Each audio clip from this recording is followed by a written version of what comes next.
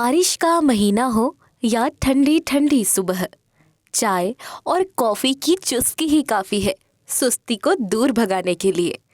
अब छत्तीसगढ़ के बस्तर की कॉफी से ना जाने कितने लोगों की सुबह हो रही है, और सच कहें तो जिंदगी में रोशनी भी हो रही है बस्तर जिले के दरभा क्षेत्र में उगाई जाने वाली कॉफी से। कॉफी की खेती छत्तीसगढ़ के पहले ऐसे नवाचारों में से एक है जिसमें सुदूर अंचल के लोग कॉफी की खेती करके आत्मनिर्भर हो रहे हैं।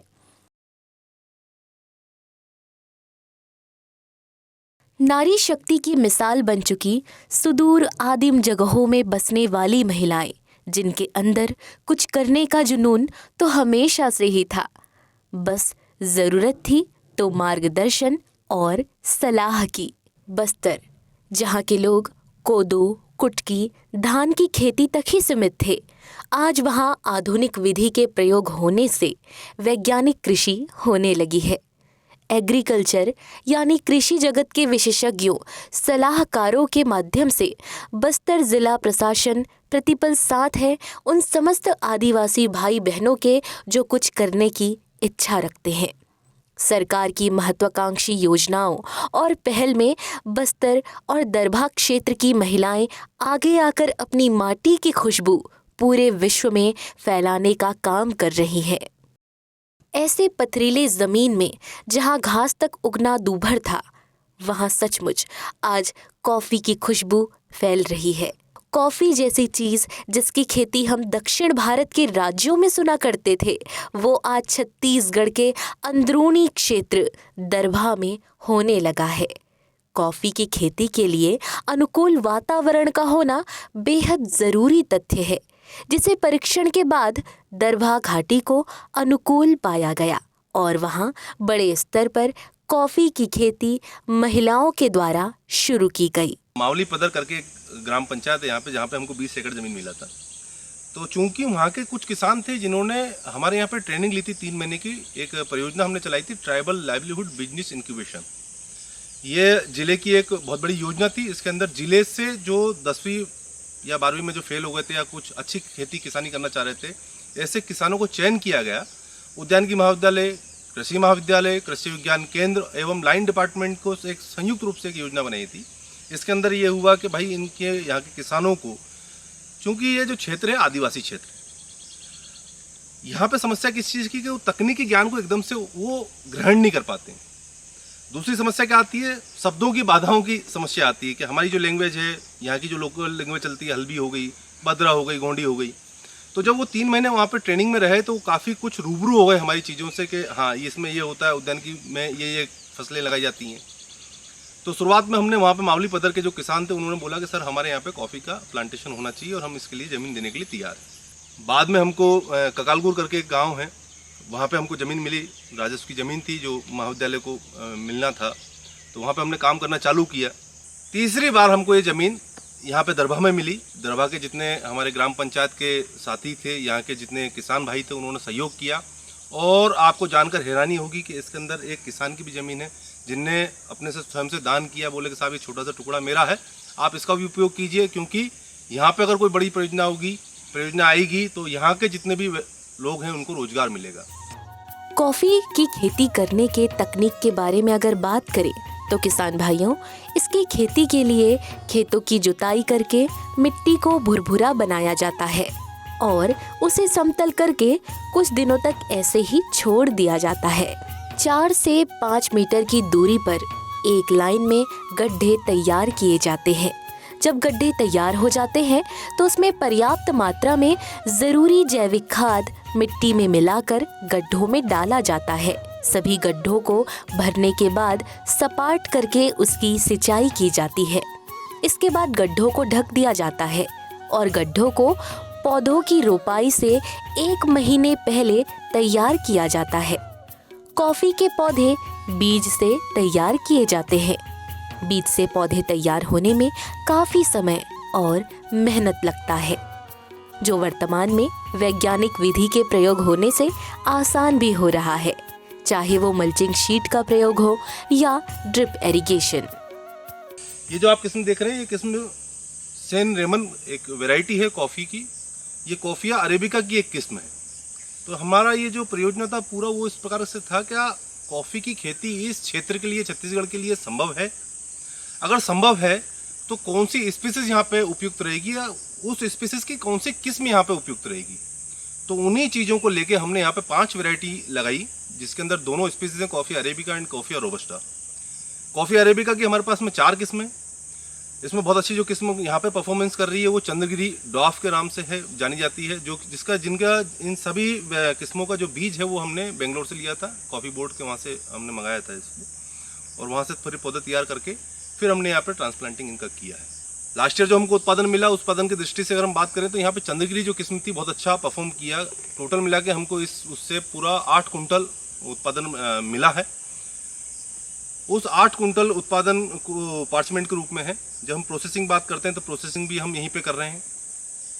दरभा की जो महिलाएं हैं हमारी स्वयं सहायता समूह की, तो मनरेगा के माध्यम से इनको रोजगार दिया जा रहा है विगत 5 वर्षों से। कॉफी के पौधों की सिंचाई खेत में लगाने के तुरंत बाद करना उचित माना जाता है। गर्मियों के दिनों में इसे ज्यादा पानी की आवश्यकता होती है, इसलिए हफ्ते में एक बार इसमें पानी देना चाहिए।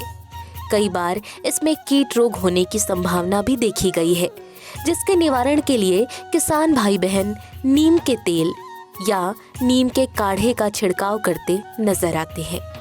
विगत 5 वर्षों में जब हमने लगाया तो हमको लगा कि हमारी इस परियोजना के अंदर हम और क्या क्या कर सकते हैं, क्योंकि हमने नंबर ऑफ क्रॉप इसके अंदर ज़्यादा ले रखी थी। तो उसको उन पौधों को भी पानी मिल पाया, और कॉफ़ी के पौधे को भी अगर सपोज कीजिए अगर मार्च में 20 mm रेनफॉल नहीं आ पाई तो हमने ड्रिप भी यहाँ पे लगा रखा है, स्प्रिंकलर का भी हम उपयोग कर रहे हैं। तो जिन क्षेत्रों में हम माइक्रो इरिगेशन, मतलब जो हमारे माननीय प्रधानमंत्री जी की सोच है कि पर ड्रॉप मोर क्रॉप, उस सिद्धांत के ऊपर भी हम इसमें कार्य कर रहे हैं। अभी तक ये जितनी भी फसलें आप जो देख रहे हैं यहाँ पे, ये सारी की सारी ऑर्गेनिक है। इसके अंदर किसी भी प्रकार का केमिकल फर्टिलाइजर हमने नहीं दिया है। उसका कारण ये है कि हम जब दरभा की बात करें, क्षेत्र की बात करें, तो आप देखेंगे आसपास में पूरा जंगल है, तो ये फॉरेस्ट सॉइल्स हैं। तो फॉरेस्ट सॉइल की वजह से इसके अंदर ऑर्गेनिक कार्बन कंटेंट अपने आप ज़्यादा है, तो हम इसके अंदर गोबरिक खाद, वर्मी कंपोस्ट का उपयोग कर रहे हैं। तीसरा अगर हम बात करेंगे इसके अंदर के और तकनीकी रूप से हमको क्या करना है, तो इसके अंदर बहुत ज़्यादा कोई तकनीकी ज्ञान नहीं है, केवल ट्रेनिंग प्रूनिंग हमको एक बार साल में करना है, और ये देखना है कि कोई सकर्स इसके बाजू से तो नहीं निकल रहा। अगर सकर्स कोई बाजू से निकल रहा है तो उसको हमको हर साल रिमूव करना है, अन्यथा होगा ये कि जो हमारा मेन मुख्य जो तना है उस मुख्य तने पे फल ना आके सकर्स जो है उसका पूरा भोजन ले लेगा। कॉफी के पौधे फूल लगने से 5 से 6 महीने बाद पैदावार देना शुरू कर देते हैं। इसके फल शुरुआत में हरे दिखाई देते हैं, फिर ये धीरे धीरे रंग बदलते हैं और पूरी तरह से तैयार होने पर कॉफी के फल लाल रंग के दिखाई देते हैं।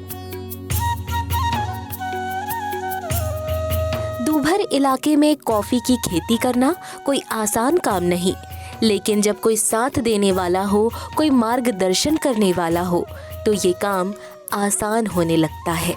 किसान भाइयों, उद्यानिकी महाविद्यालय एवं अनुसंधान केंद्र जगदलपुर और जिला प्रशासन बस्तर के मिले जुले प्रयास से वर्ष 2017-18 में कॉफी फसल उत्पादन विषय पर अनुसंधान का काम दुर्गम क्षेत्र दरभा विकास खंड में शुरू किया गया, जिसमें प्रयोग के लिए कॉफी की सबसे बेहतर किस्म माने जाने वाली 4 किस्में रोपित की गई, जिसमें कॉफिया अरेबिका प्रजाति, S8, S9, same Ramon, Chandragiri और कॉफिया रोबस्टा प्रजाति की किस्म का रोपण बस्तर की खूबसूरत वादियों से घिरे सुदूर क्षेत्र दरभा में किया गया।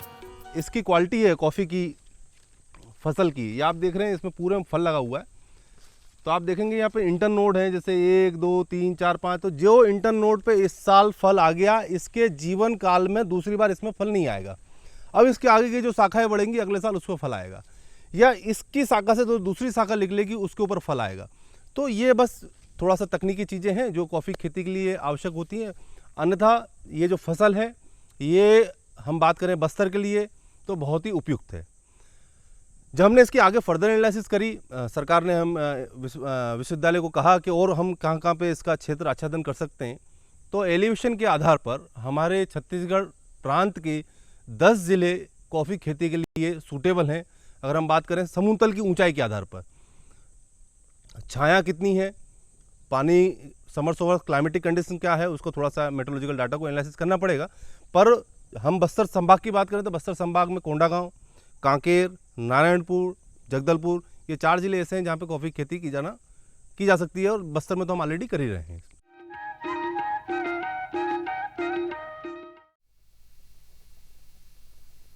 सब्जी में मसाला ज्यादा है। कितनी बार कहा है कि जितनी जरूरत हो बस उतना ही डाला करो। अरे मुझसे तो ऐसा कभी कभार होता है। और तुम जो हमेशा खेत में अनाप शनाप कीटनाशक डालते हो, उसका क्या? ठीक ही तो कह रही है बहू। देख, खेत में उतनी ही दवा डाल जितनी जरूरत हो। याद रखो, कीटनाशक जहरीले होते हैं। डिब्बे पे लिखी सूचना के हिसाब से ही दवा डालनी चाहिए। पहले फेरोमोन ट्रैप, फ्लाइट ट्रैप, मित्र कीट, जैविक कीटनाशक आदि का इस्तेमाल करें। जरूरत पड़ने पर ही रासायनिक कीटनाशक का इस्तेमाल करें। छिड़काव सुबह या शाम दस्ताने, मास्क और पूरी आस्तीन वाले कपड़े पहनकर करें। हवा की दिशा में छिड़काव करते हुए पीछे जाएं। दवा के डिब्बे, छिड़काव यंत्र सुरक्षित जगह पर रखें। अब कुछ समझे क्या? हाँ, समझ गया मेरी रानी। अब ना करो नादानी। इसने पिला दिया ना तुझे पानी।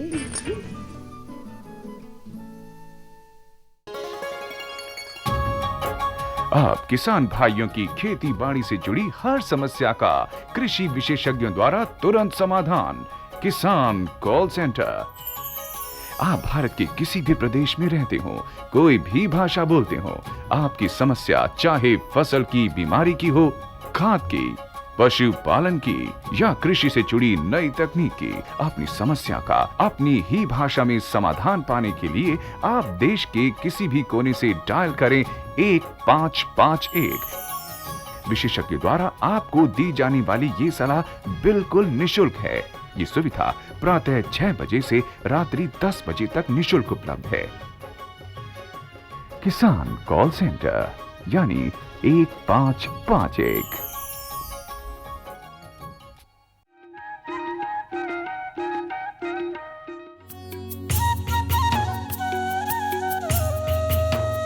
दरभा के अनुकूल वातावरण में प्रायोगिक कॉफी की खेती में सफलता मिली, और इस परिणाम को देखते हुए वर्ष 2020-21 में दरभा विकास खंड के ग्राम डिलमिली 2 में सामुदायिक खेती के रूप में 100 एकड़ की भूमि में बड़े स्तर पर कॉफी के पौधों का रोपण शुरू किया गया, जिसमें 33 हितग्राही कृषक जो डिलमिली गांव के रहवासी हैं, उनके बघेल कृषक कल्याण समूह बनाकर इन सभी किसान भाइयों को जोड़ा गया है, जिससे आसपास के ग्रामीण भाई बहनों को रोजगार भी मिलने लगी है।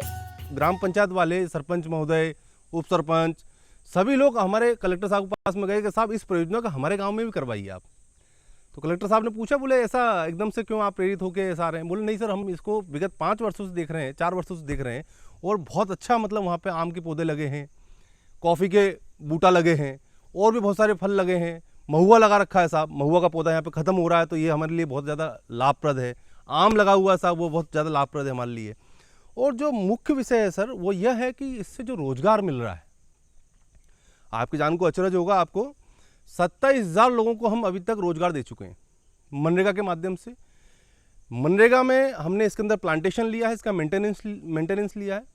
तो जो किसान इसकी खेती कर रहा है, जो अपने खेत में खेती कर रहा है, उस प्रति परिवार को 28,600 रुपये प्रति वर्ष आय सुनिश्चित हुई है। उससे पहले वो कुछ भी नहीं कमाता था, आज कम से कम उस मरहान जमीन पे उसको खेती करने का 28,600 तो मिला।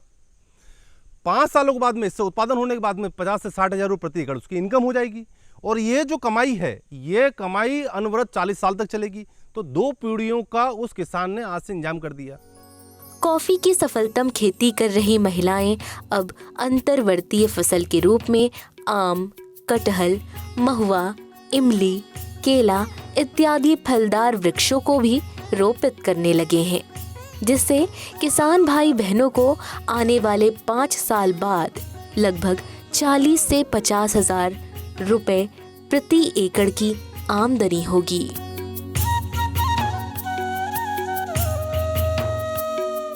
अंतर्वर्तीय खेती सचमुच एक अच्छा माध्यम है आय को दोगुना करने का। अंतर्वर्तीय खेती, जिसे हम इंटरक्रॉप खेती के नाम से भी जानते हैं। सरल शब्दों में समझने का प्रयास करें तो किसान भाइयों, दो फसलों के बीच में यानी खाली स्थान में एक अन्य लाभ देने वाले फसल को रोपित करना या उगाना अंतर्वर्तीय खेती कहलाती है।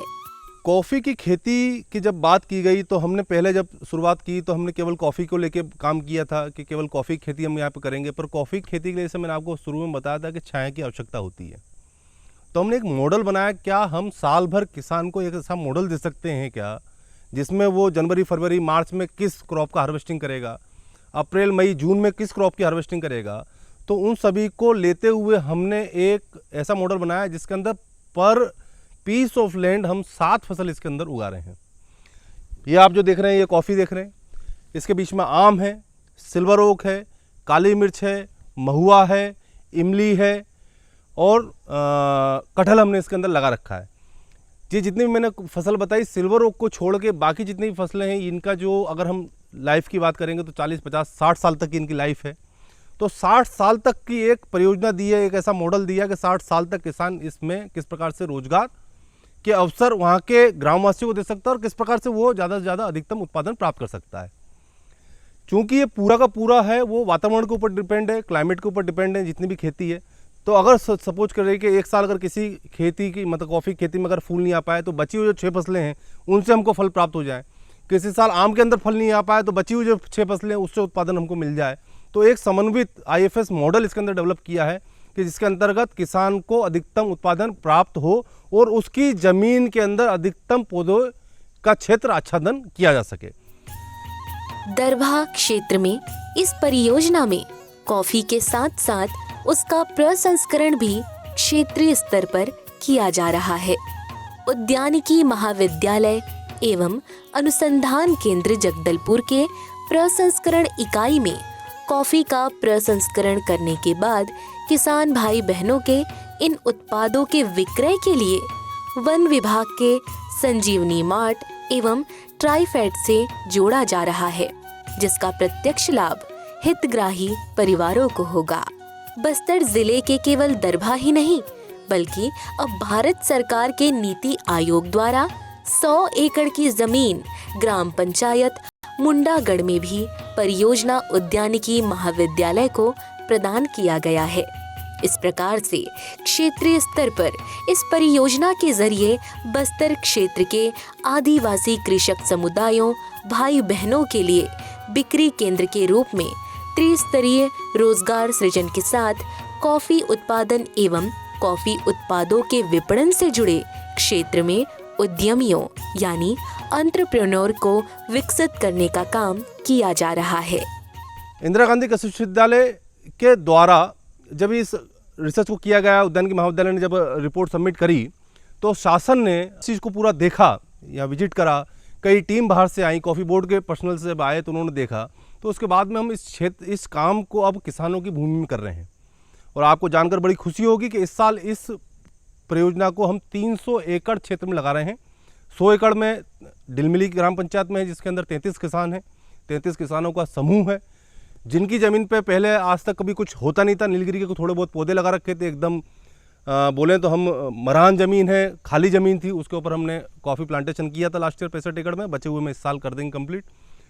100 एकड़ की हमको परियोजना नीति आयोग से मिली है, जो कि यहाँ से इसी रोड पर जब जाएंगे हम तो कोलेंग के आगे पड़ता है मुंडागढ़, एक आखिरी ग्राम पंचायत है छत्तीसगढ़ राज्य की। उसके बाद में वहाँ से उड़ीसा चालू हो जाता है, तो वहाँ पे हम 100 एकड़ के अंदर कॉफ़ी लगा रहे हैं।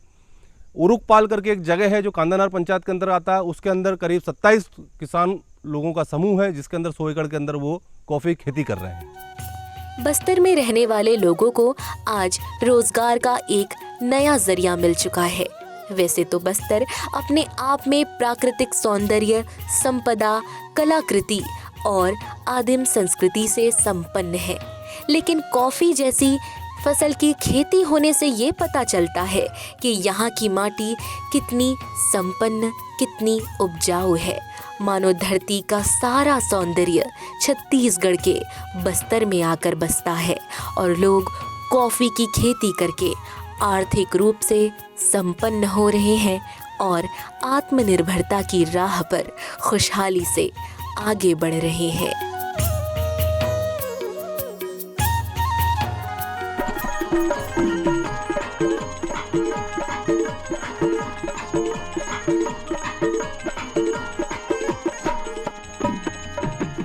बोल वृंदावन बिहारी लाल की जय, संत समाज की जय। रागी भैया, ये राजा दुर्योधन ला चिंता हो गई, अब मैं सेनापति काला बनाओ, पर वो समाज में भैया द्रोणी, कर्ण, कौशल्य, सावित्री और अनेक बैठे हैं छत्री, काके सिर पर मकुट बंधई हैं और जयती ताज जीती हम पई हैं। यह सोच विचार करीस और सोच विचार करे के बाद में ओ मन करन ला कैसे बनावन लागे, ओ मन करण ला सेनापति बना दीज भैया। करण है कथे ये मितान, ये दुर्योधन मोला अगर सेनापति बनाना चाहता सुन, कृष्ण समान, कृष्ण समान सारथी पाओ सारथी, कृष्ण समान, कृष्ण समान सारथी पाओ।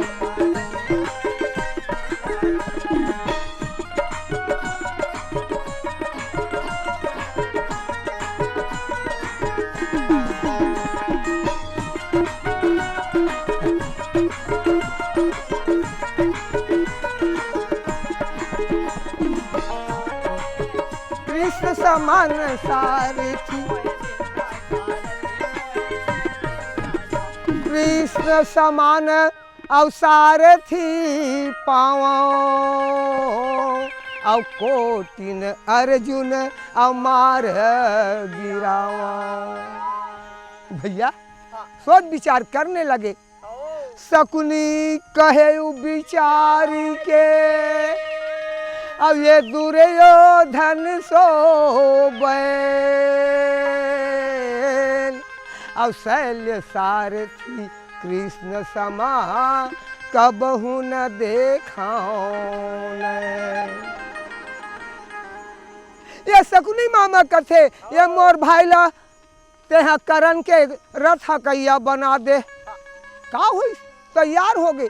ये भैया ये कृष्ण भगवान ये पांडव के दल में बढ़िया शयन करत है और पूरा कौरव मन अपन गृह में शयन करत। कृष्ण भगवान कहते ये अर्जुन रात भर भैया तय सूतेगा हवस भैया मोर, रात भर तय हगा रात भर अर्जुन